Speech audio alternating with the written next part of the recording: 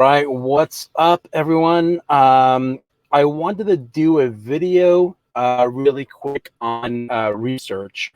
I asked in the group that I was going to be doing some videos, and what is it that people are kind of, needing most help with, or maybe in the process of KDP, low content publishing. What part do they get stuck with in that process? So it looks like most of the answers had to do with the research, and so that's what I'm going to do. Now, in my course, which I know most of those people took, I do go over research and utilizing a couple of Google tools and also utilizing BookBolt and other research tools. So there's only so much you can do, but I think in my experience, what I have found best to do research is, believe it or not, just Google it. I'm going to show you. We're going to take you through an example where I'm basically going to look at just one specific type of interior and just kind of work my way backwards, which is normally what I do. So you'll see up here right now is the Tangent Templates interiors thing, which, by the way, if you've taken my course and, I talk about Tangent Templates and I still stand by it. It's a good program and they're always making improvements. But, at the same time, BookBolt also has a lot of free interiors and they're adding to that as well. And at this point, it's even free. So even if you don't have BookBolt, which I highly recommend BookBolt, but if you don't have it, you can still get the interiors. But anyway, I just have this one up, so we're just going to go with this. So with Tangent Templates, if you look there on the screen, you'll see that one of them is graph paper. So what I do is I just start my way backwards. I look at different interiors, and then I say, number one, what possible uses can I use for these interiors besides maybe the obvious that everybody else is doing? And number two, what kind of variations of it can I do? So for instance, if you have an interior that has like a recipe interior, like for somebody to write down their recipes or something like that, I will try to think of a way that I can take that one step further. So, what kind of recipes, what specific types of food, what specific type of person, things like that. So I can take it a step further, or maybe also include some other interior features in there. So we're going to look at the graph paper. So then what you can do is you can go over to BookBolt and you can check out their keyword section. So if you click in the bottom left and click keywords, you can get some ideas there. Now, don't get so hung up on the volume of keywords, or I've heard some people say that some of the results on this side are not always irrelevant to what I'm searching. I don't care about that. I'm just looking for some ideas that maybe I didn't realize. So for instance, graph paper composition, I think that's all accepted or expected. But graph paper for calligraphy, maybe that's one right there that I didn't think of that we can use graph paper for. Graph paper for math, so I can look into that a little bit further. Obviously, graphing for math is pretty popular, but maybe I can look at some other applications. But the other thing as well is, let's see, I think that's mainly it's nothing else that stuck out to me. More or less, this kind of describing what it looks like. But you get the idea. I can take a look at that, and I can look at these results here on this side, the right-hand side, and see if there's anything that sticks out to me there. But what I do is I take it a step further, and then I go to Google. So remember, Google has a lot of good information. Nothing wrong with going there. And what I do is I search the graph paper uses. So now under Wikipedia, there's some information. We'll check that out. And then also all these different questions are great, and even some videos that popped up. So using graph paper to guide your writing and drawing.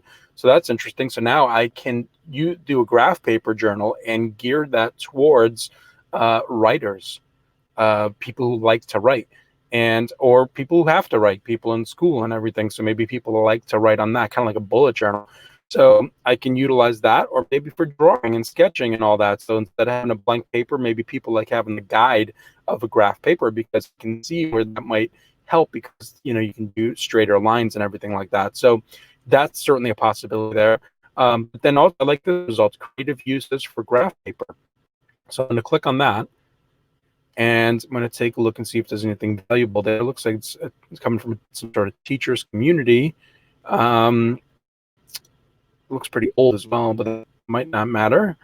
But Yeah, so talking about math, talking about very specific reasons for math. So that's the other thing on KDP on Amazon. If you see a lot of results for graph paper math books, separate yourself and be a little more specific. So in other words, you can make it with all the keywords and title multi-digital operations. Again, I'm just throwing ideas out there. I'm no professional at graph paper or math by any means. I wasn't the greatest math student in school, although I did like math, but this is just giving you some different ideas. But this is an old, 8 years old forum style thing that has, you know, all kinds of information here. And then here's another link. So you can go down a whole rabbit hole to get a bunch of, you know, information. Um, Graph paper is great for students to create their own crossword puzzles. My sixth graders make them and then trade with one another. So there's an idea right there for a kind of an activity book. So we're getting caught up these days with creating cross books and puzzles and things. Well, why not have somebody create their own and market it that way? You know, and you can do that with graph paper. So there's a lot of different things that we can probably do with this paper. And again, this is just one thing that I'm exploring here. There's definitely a lot more. The principles, many uses for graph paper. Let's check this out. eZine article. I remember this. This was very old school. Basically, the how-to articles for like almost anything you can think of.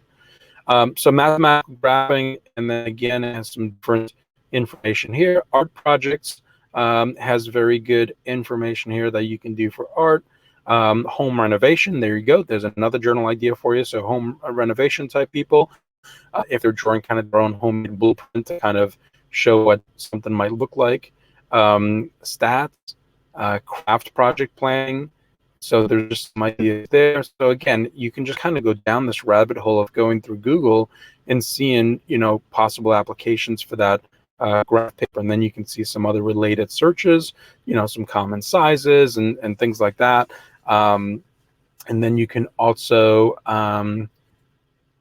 you know, take a look at other, you know, searches and whatnot. But you can kind of go backwards like that. And then the other thing you can do is obviously go to Amazon. Using that expander, you know, Chrome extension, you can type in graph paper, see what comes up, and, you know, and go that way. But you have a lot of different ideas that you can do here to get some ideas. And then you can go back to tangent templates, and then you can look up. Now we do the same thing. You can see like the hexagon paper. Now tangent templates, I think, gives us an idea. So it does give you some ideas here, you know, drawing for game apps, you know, a bunch of information, even link over to Wikipedia. So quilters, people planning mosaics, tilting a floor. So there's a whole lot of different things that you can do, and then you can click that and get some more ideas as well. So I guess all I'm saying is that just kind of work it backwards. Look for an interior first that you want to use, and then from there, think of all kinds of different practical uses that you can do with that, you know, not just that only use there.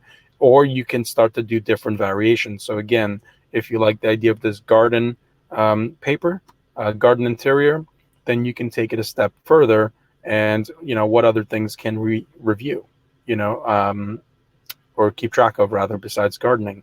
So there's a lot of other similar things to gardening that you can do. Now the other thing is like this book review, wine review, music album review. You can think of, well, what else can we review? A lot of things in life, right? There's a lot of things that you can review. It can be movies, it can be Netflix shows, it can be you know, cars, it can be basically any sort of hobbies or things that people consume. It could be candles, you know, it could be a candle journal. There's a lot of people. I know someone who sells candles, and, you know, so she has a raving audience of people who consume candles like every month. So for those people, they probably would want to keep track of which kind of candles and scents do they like the best. So when they go to order new ones, new supplies, they can kind of keep track of that. So you can go down that rabbit hole of, you know, in tangent templates to say, you know, all right, if not books and movies and music, then what else can people review? And you can look for a list of like hobbies and just really find tons of things that people consume and utilize and love, and be able to, you know, do it that way. So there's a lot of different ways you can go about it. But I guess for me, this is what I start. I start with the interior in mind, whether it's one that I'm going to use like this, or create it myself. But starting with one like this kind of gives me an idea. And then even if I'm going to create my own interior, which a lot of times I do now, at least I start with this as an idea and then I go from there. So for instance, this sheet music, it's just a blank sheet music. It's very general. There's going to be a lot of books on Amazon about that. But what if instead I made this sheet music geared towards a certain instrument? Obviously, we have guitar here, and there's a uke on here somewhere too. But what if instead I made it geared towards piano or trumpet or drums or other instruments, especially popular instruments in school, so that way I can market it to that. I can probably put a couple of images on there. And then of course make the, I can make the lines and everything specific to that instrument. Just takes a little bit of research, and now I can literally have 5, 6, 7, 8, 9, 10 different types of music books that I can do that are going to be specific to an instrument and specific type of market. So and that all started with just kind of looking at this sheet music as an idea. So definitely look at the interior as a way to start that.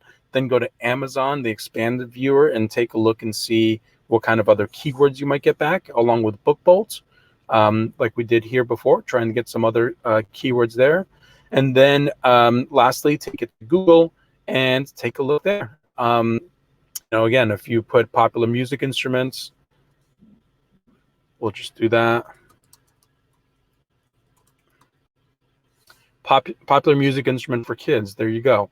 So that's perfect. And now with that, here you go. So drums, xylophones, a loo guitar, whatever that is. I mean, I probably would want a little bit more bigger instruments that kids play in elementary and middle school. But you get the idea. You can get tons of ideas here of instruments that you can be doing. So I just can't recommend enough to just take to Google, get some ideas that way of what's working and everything like that. That's absolutely what I would be doing. It's what I do. I start with the interior, I customize it a little bit if I need to, I come up with some variations, I take to Google and BookBolt to get some other alternative keywords and ideas, and then I just go from there. And then I come up with a couple of interiors that I'm going to run with, and then I come up with several covers for each interior that I'm going to run with and upload. So please don't forget to subscribe to the channel. It's going to be more and more videos coming out real soon. And I certainly appreciate that. And also comment any questions you have below, or of course in the self-publishing group. If you're not already in there, the link is below. You can join that and join the conversation all about books and things like that. I'd love to have you in there. Share any tips or things like that. Let me know you found us on YouTube. So that is all for now on research. Hopefully that helps a little bit. Any questions, definitely let me know, and take care.